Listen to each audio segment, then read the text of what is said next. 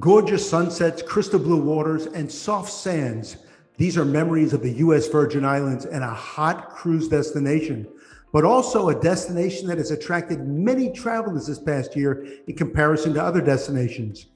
Joining us today to tell us why travelers are flocking to the U.S. Virgin Islands is Joseph Bushute, Commissioner at the USVI Department of Tourism. Joseph, great to see you again. How are you? I'm doing well, Bill. Thank you. Thank you for the warm opening. You could be part of our tourism team. You said that really nicely. There you go. Anytime. Listen, I'm a big fan. Recently, the Caribbean Tourism Organization reported a 2020 Caribbean-wide visitor decline of 65.5%. But remarkably, the U.S. Virgin Islands only saw a 35% reduction in visitors. Joseph, to what do you attribute that to?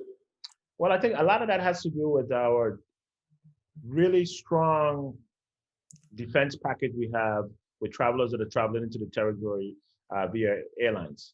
We have a travel portal that's in place that allows all travelers into the territory to register their contact information, their flight information, but most importantly, that you have to register with a negative COVID test within 5 days of travel to the territory or a positive antibody test within 4 months. And what we've found is that has provided us with a significant defense mechanism in place that allows visitors to travel to the territory without quarantining and allow them to enjoy all of the wonderful assets you mentioned, our beaches, sun, fun, all the time. But knowing that they're coming into an environment that is very strong in protecting community health, and that's for us residents who live in the territory, as well as the travelers that come in. And to supplement that, we were one of the first U.S. Territories or states that implemented no mask, no service. So within a month of the COVID pandemic being defined in the U.S., our Governor Albert Bryan made the decision to go mask for service in the territory. And that has proven to be a very, very strong secondary defense mechanism for us as thousands of people traverse weekly throughout the territory. American Airlines recently expanded their flight offerings to the USVI. How much will that help the economic recovery? Well, that has been our saving grace, quite frankly. Bill, as you know, in our dealings over the years, St. Thomas, especially, and St. Croix have been anchored itineraries, destinations for the cruise industry. Sure. As recently as 2019, we had 1.4 million cruise passengers come to the territory. And as we know, in the US, no ships have sailed since March of 2020. GDP, from a GDP standpoint, tourism represents 60% of our GDP. And we lost that big chunk of the cruise business.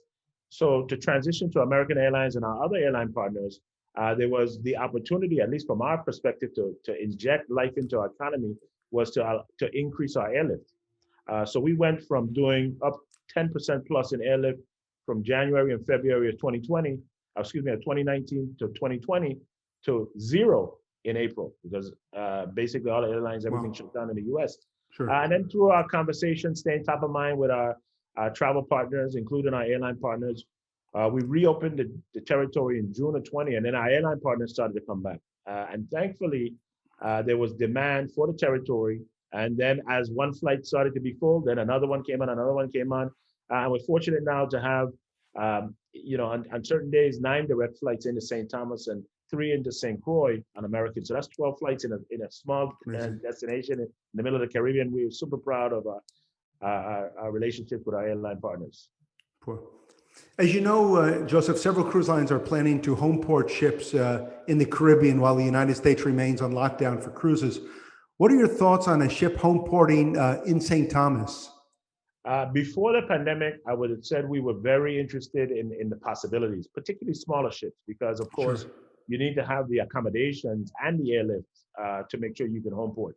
Unfortunately, right now, the timing is not good for us because we are booming from an overnight guest capacity, so we don't have the accommodations to host any cruise, to even entertain the idea right now with any of the cruise lines, because we just don't have the accommodations. We probably could work with our cruise partners and our airline partners to get the airlift, but we just don't have any place for people to stay as they wait to board the cruise ships. And as we know, those that have the biggest heart for risk are the ones that fly in the same day the ship departs. Most of us Sure. fly in before to make sure that we make the ship. Right. That's a good problem to have here with the capacity being so high. Will Right. the USVI be able to complete their economic recovery without cruise ships fully returning to operation? Well, I think in the short term, we will do clearly better than, as you mentioned in the opening, better than most in the region and in the US. I think long term or even midterm, cruise represents a significant portion of our portfolio, no question about it. Sure. And what most people don't recognize is that 25 to 30% of people that do come to the territory for overnight stays actually were introduced to St. Thomas, St. Croix, or St. John via a cruise visit. So that part of that part of our marketing, so to speak, that people come in, they actually see and touch and feel the territory. You don't want to lose that. You're in marketing like I'm in marketing. Sure. Sure. That touch and feel is important. So we definitely Absolutely. need that cruise visitor. And then we had actually finally resumed our rightful position as the #1 spend destination in the Caribbean in 2019. And then 2020 comes and we go back to zero. So everybody's back to zero now. But I'm hopeful that the CDC seems to be listening closer to the cruise industry. Our governor, along with several governors from states in the U.S. and other territories, sent a letter to the CDC encouraging the dialogue to move along faster. Sure. And I'm hopeful that happens and we can see cruise ships back here in our harbor. Sure. We sure hope so. In the past, Charlotte Amalie has seen hundreds of ships calling each year. How many do you expect to project in 2021? Any idea? 2021, I would say not many. And again, that could shift if we get the kind of information we get, meaning that this first block of ship sales out of Bahamas, Bermuda, St. Martin, for Antigua as examples, and they sail without incident, then I think that builds confidence not only in the cruise industry, but in our region to Sure. say, hey, we then could ramp up. We actually have a significant policy meeting with our governor and our health professionals and our port professionals Friday to actually talk about what capacity we can have so we can signal to the cruise industry what we have. I would say that right now, the number is not known. What I can say is that the pace of vaccination and whatever rules are, the more people vaccinated, I think that increases the number of ships that can come in. Sure. Because of Sure. course, that mitigates some of the risk. Sure. The other part I would tell you, which is why I'm sort of hedging on the number, is because we as a U.S. territory, CDC as a federal regulated body for us defines what happens, and so we, Right. as we know, the CDC has not necessarily been overly bullish on the cruise industry, so we just have to wait to see what they come up with. Got it. But we are in constant dialogue with the CDC and our cruise partners. Joseph, are you planning any post-COVID events to help boost interest in visiting the island? Yes. Thank you for asking that question. Our team is aggressively scheduling in-market activities across many of the major feeder states and cities that come to the U.S. Virgin Islands. So we actually had our first in-state in-market events last week in Texas. We were in Houston, we were in Dallas, meeting with our travel partners and agents and industry specialists and media reps. Went extremely well. I think the most odd part of the whole visit was being in a room with people and everybody trying to remember, okay, do I shake your hand? Do I give you an elbow bump? How far do I need to stay away from you? Can we talk close? I mean, because, it's almost like you're reintroducing yourselves to human contact. Yeah. So been apart from it. But what I can tell you is that, I've traveled in several different states during the pandemic, and I can tell you that Texas and Florida, as you know, in Florida, is much further along in terms of economic stimulus and people moving around than some of the other states. And I think that helps us, as we can see a tremendous amount of traffic flying in from Texas, Florida, Georgia, into the territory. And that's helpful to us. So we definitely plan to be across much of the Eastern Seaboard, the Midwest in Chicago, out on the West Coast. We actually, for the first time since the hurricanes in 2017, have hired back our sales force to work across the continent of the U.S. So as another signal that we definitely believe that we're back. It's time to reconnect with paradise Sure. and get moving. Sure.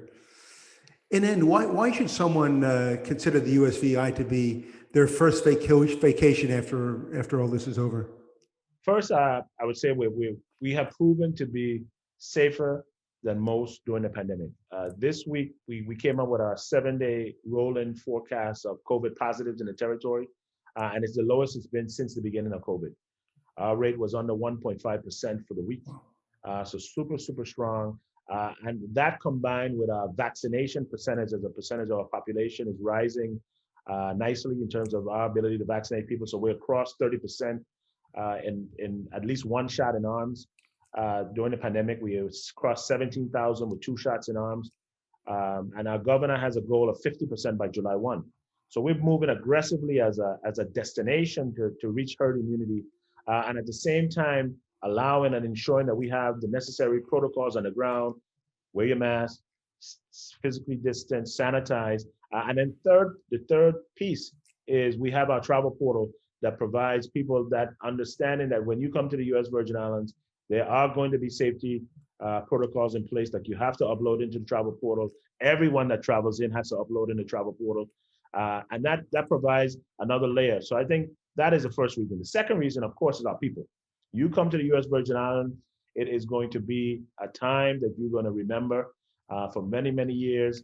And in this day and age, we have all the necessary technology connections that you need. We are U.S., so our ATMs work like you're in the continental U.S. Internet service is in the U.S., so you don't roam. And of course, last but not least, you don't need a passport to travel to the U.S. Virgin Islands. Sure. All good things. I look forward to seeing you on island. I look forward to meeting you at Mountaintop for a pina colada. And when all this is over and onward and upward, I'm very excited to come back. I can't wait. Hopefully we sit up there and we can actually look down in the harbor and see a couple cruise ships sitting down there and toast to that. More than a couple, absolutely. Yeah, absolutely. Exactly. More than a couple, a few. Exactly. There you go. Joseph Bushute, Commissioner, USVI Department of Tourism. Thank you so much, and look forward to seeing you again in person very, very soon. Thank you, Bill. Enjoyed the magazine, and keep doing what you're doing. You help keep people that travel to the U.S. Virgin Islands on top of what we do here, and I appreciate all you do for the industry. My pleasure. Bill Panoff here for Porthole Cruise Magazine.